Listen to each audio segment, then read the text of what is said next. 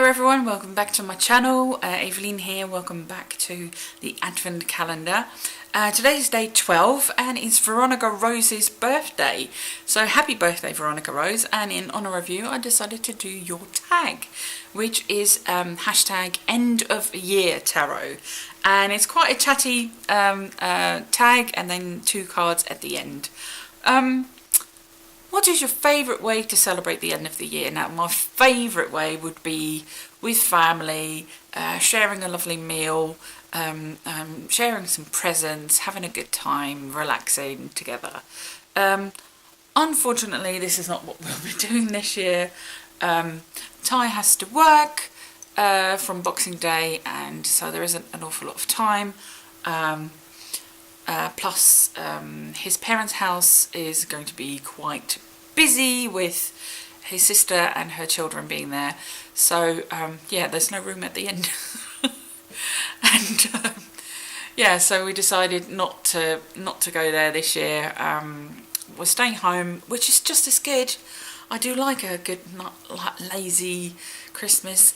Get to play with your presents and get to watch some nice stuff on telly. I think we'll be watching a bit more of The Crown, maybe, and just having some nice bits here and there, and maybe a drink.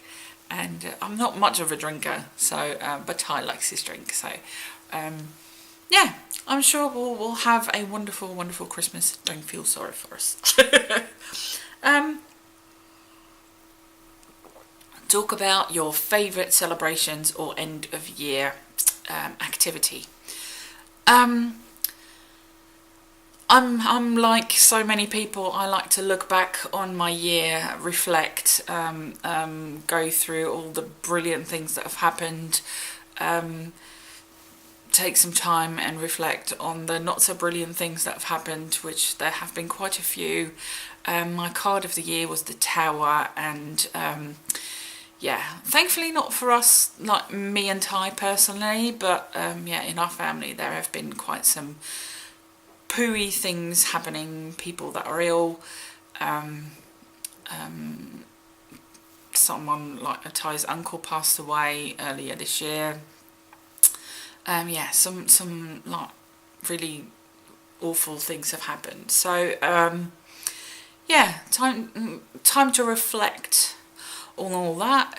Time to look back on my tarot journal, see what cards have been stalking me this year, what suit has been stalking me this year, what decks I've been using lots, and sort of planning for the following year, and yeah, seeing what lessons I can learn from the past year in like in all kinds of aspects of my life, and what I want to leave behind and what I would like to take forward. And yeah, my favourite thing to do would be like have a nice Yule celebration around Yule, but unfortunately I can't really like build a fire on the tiniest balcony known to man, and that would be a fire hazard.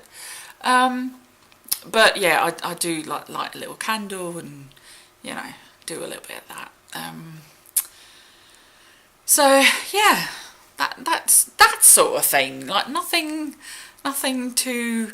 Yeah, I think everyone sort of does that, don't you? Like, yeah. In Holland, you get comedians who put on a evening-long show where they go through the whole year. There's usually some songs involved as well. I don't think they do that over here as much. But I always try and find that on online. Sometimes I'm lucky, sometimes it's restricted, like a geo tag restricted, so I can't watch it back. But that's, yeah, sort of like a New Year's Eve kind of thing. Number 3, who are your favourite people to celebrate with? My favourite people, of course, is my husband. This will be our first Christmas and New Year's as husband and wife, and I'm very much looking forward to that. That's quite special. But yeah, of course, family. Unfortunately, my family's I was going to say far away, but they are.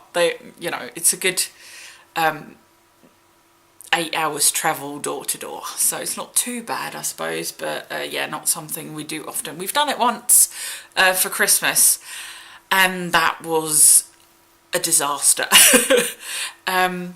We go by train because Thai don't fly, and I don't like the boat.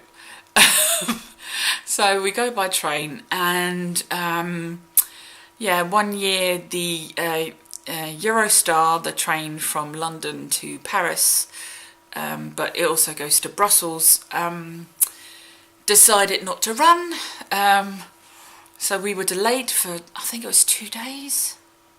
Can't remember if it was 1 or 2 days, but anyway, all the people that were delayed went to the train station sort of at the same day, because they said like, oh yeah, come to the station, we'll get you on as soon as. The whole St Pancras station, if you know that station, it's like a very long, up and down was one massive queue. It was ridiculous. Yeah, it was due to snow, and the wrong type of snow. I don't know. Yeah, so that was awful. We did manage to get there on the day before Christmas Eve. We were supposed to, I'm sure we were supposed to be there like 2 days beforehand. So I think we missed 2 days. Yeah, and we stayed until the 2nd of January, so I got to celebrate my birthday there as well, which was nice. So it was nice to see everyone, and we had my family, so my sisters, who didn't have other halves then, I think. My one sister didn't, my other sister, no, they both didn't. And then we had my aunt and uncle and my 2 cousins come over for Christmas dinner, so that was nice. I've mentioned this before, Christmas in Holland, people usually do gourmet, and I wish I'm not going to drag the set out, but it's like you get this plate, like a hot plate, and it's you've got like little oh no, we've now got a electric plate, so that's all right. You plug it in and it gets hot, and that's what you cook your food on. And there's little pots and little pans that you've got. You can either put under it, so there's a grill, or you can put stuff on top of the plate, and you can cook your food that way. And yeah, lots of people do that in Holland, and it's really, really nice. So yeah, that's what we do. Oh, that's kind of like, I think there's another question. Yeah, that's question number 4, favourite food this time of year. So that's one. Also in Holland, they do for New Year's Eve, oliebollen, which sounds horrible, but they're fried dough balls, but they're sweet, and they're covered in powdered sugar. They're often with currants, or you can have them without as well. It's kind of like a donut, I suppose, but not quite. And you see stalls all over Holland around this time of year. You can go and buy your oliebollen, oil balls, but lots of people make them at home as well. I did it for 1 year, and yeah, the whole house stank, and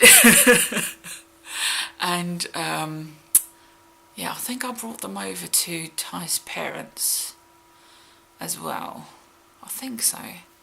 But yeah, there was loads, and that's not something you can just make a small batch of, and they don't really freeze all that great. At least the homemade ones don't really freeze all that great, so I tend not to do that. There's just too much. Some people also do apple ones. So you slice an apple, you put them in the batter, and then you fry them that way, like you deep fry them. It's really, really nice. Favourite music has got to be like cheesy Christmas music. Like, yeah, I love that. Growing up, as you can imagine, where I've told you about Sinterklaas growing up, Christmas was more like a religious holiday, even though we weren't mega religious.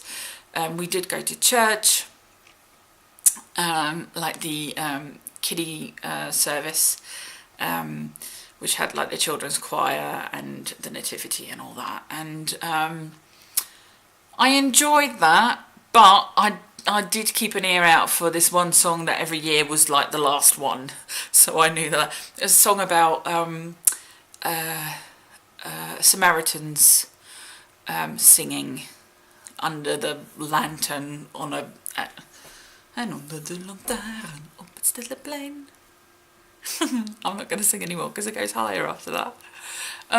Yeah, so that was sort of like, oh yeah, because they sing like, have a great Christmas at the end. So that would be sort of like the end of the service. And you go, oh yeah, we can go home now. That's a favourite food, but that's more New Year's Day.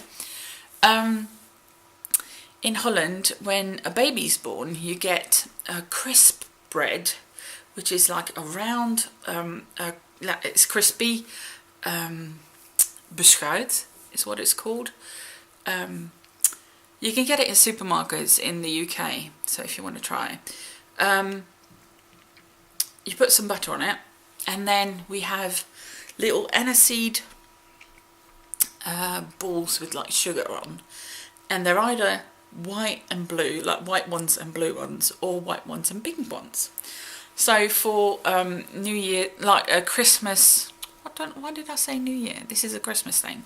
For Christmas breakfast, we would always have the pink and blue ones for the baby Jesus. Like I said, we weren't like mega religious, but we did have like those kind of aspects of celebrating Christmas. So yes. If you decorate, what are your favourites? The tree. I have a bit of a love-hate relationship with the Christmas tree because my birthday's on the 30th, and that tree was always right by my seat, like where I sat at the dinner table growing up. And really, I was just like counting to my birthday. I wasn't all that interested in Christmas. And one year for my birthday, when I turned, I think it was my 18th. I think so. I used to have sort of like my kiddie's birthday party on the 28th. If you want to look up the religious reason for that.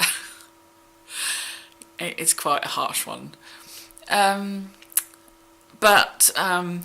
So a couple of days after Christmas, but before my birthday. And one year, one of my friends got quite drunk, and he wanted to know where our CD player is. Now, my parents aren't exactly the first people in line for certain technology, so we didn't have a CD player, and I told him this, but he didn't want to listen.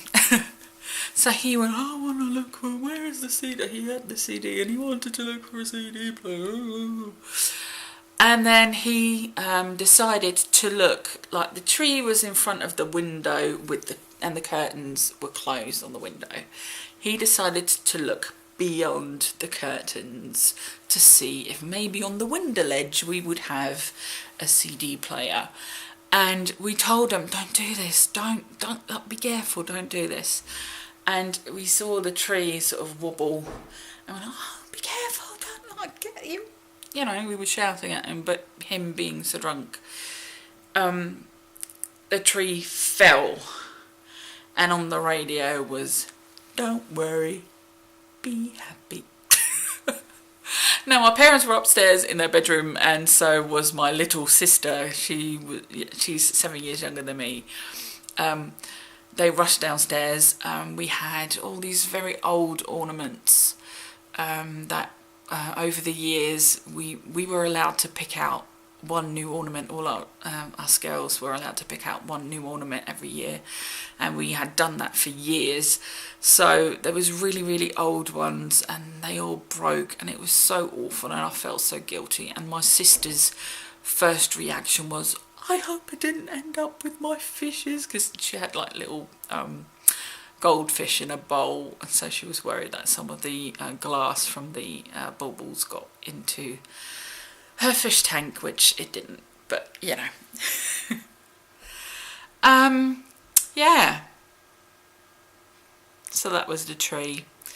And the favourite memory in one go, I suppose. Yeah. And then number 8 is, how does tarot fit in with like your celebrations or your end of year kind of yeah, your end of year rituals and whatnot. This will be my 3rd end of year with tarot. Am I saying that right? Yeah. No, like second. Yeah, second. And yeah, like I said, I'm going to recap what I've been doing this year. I'll be going through my journal once again, seeing what cards I've been using, what decks I've been using, planning for the year ahead. I will do a year ahead spread. I normally do that on my birthday. I say normally, this will be the 3rd time. But yeah, I'll be doing that, and yeah, I'll be yeah, looking forward to and planning and that sort of thing. It'll be both a looking back and a looking ahead, and yeah, those cards will be the cards that I'll be working with throughout the year. So yeah, I'm very much looking forward to it, and I'm very curious to see what yeah, what I'll be working with this year. And then there's 2 cards that you pull, and I've pulled them and I'm a bit confused. Conscious feeling about celebrations or this time of year, and I've got the Queen of Cups. And this of course is the Vivid Journey deck, because that's my deck for this month. Yeah, so I suppose this year I am a bit more conscious about my feelings of yeah, nostalgia and what the year has brought us and what the new year might bring us, and the fact that we're not going anywhere this year for Christmas, and yeah, that sort of thing. But I don't know why the Queen would have anything to do with that. I understand the feelings part and like communication and that sort of thing, but yeah, I don't know. I'll have to sit with that. And then underlying or hidden feelings about this time of year, the Ace of Swords. Yeah, no, I don't know. I've got a lot of feelings about this time of year. There's some bad memories, there's some good memories, and yeah, so I don't know. I can't really place this one. I'll have to sit with them and think. I will write that down in my journal and see what I can come up with, because right now, let's see what the book has to say about the Ace of Wands. We've still got a little bit of time. Yeah, my camera runs out after half an hour, so Ace of Swords, the thinking card. Maybe I'm thinking too much. The Ace of Swords urges us to seek truth and be fully aware of our surroundings in the current situation. Do you feel distracted? How can you simplify your life? I could do with a bit of simplifying. Yeah. The thinking card. But those are not underlying feelings, because I always think too much. But yeah, maybe I should look at simplifying my life, and maybe more when it comes to certain relationships, and maybe even like social media and that kind of thing. Maybe cut down on certain things, and I don't know. I'll have to think. I'll have to think about that one. Thank you so much, Veronica Rose, for this tag. It was a lot of fun. Yeah, a lot of memories there. Like, I'm sure everyone has a lot of memories around this time of year. I really enjoyed listening to you talk about it being so hot and, in the summer, and paddling pools and all this, that and the other. And I can't imagine like having my birthday in the middle of summer. That would be so weird. So yeah, please all go and see Veronica Rose's original video.